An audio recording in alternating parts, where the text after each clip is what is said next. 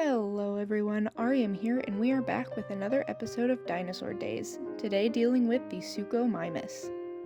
To start off, I'm going to talk about everyone's favorite dead language, Latin, because Suchomimus is my favorite example of prefixes and suffixes being visible in other species. Now that might sound like a lot of nonsense because it probably is, but I find dinosaur names super interesting, so I'm going to go on a rant about it and you really can't stop me. Sucho means crocodile or crocodilian, and you can see that in other crocodiliforms such as Caprasuchus, where the name means boar crocodile.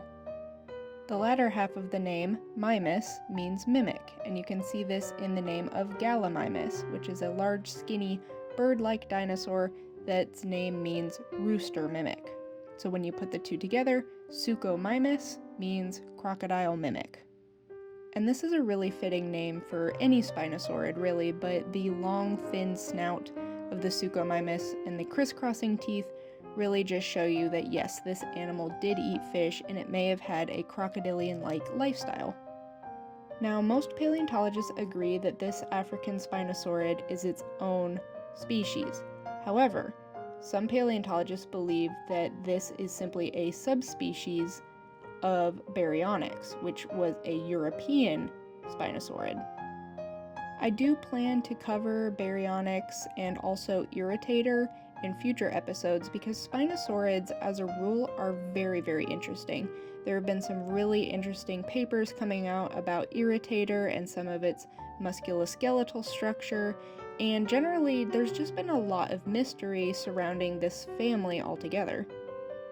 So I won't talk too much about Baryonyx now since it's likely going to get a future episode, but I do want to note that this kind of controversy between Suchomimus and Baryonyx is still ongoing, and a lot of that is because the skull fragments are very similar and could even suggest that some of the Suchomimus remains that were found were simply younger Baryonyx subspecies, and also that both of these animals retained the iconic long claw on one of the fingers. For now though, Suchomimus will remain its own individual species.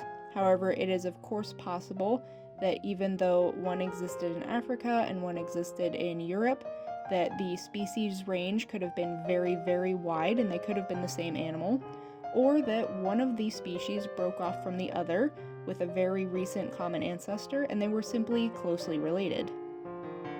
If it is found that Suchomimus and Baryonyx are the same creature, which I find to be very unlikely, one of those animals will become a nomen dubium, and that means an outdated or dubious name, and that's something we're going to talk about more in future episodes.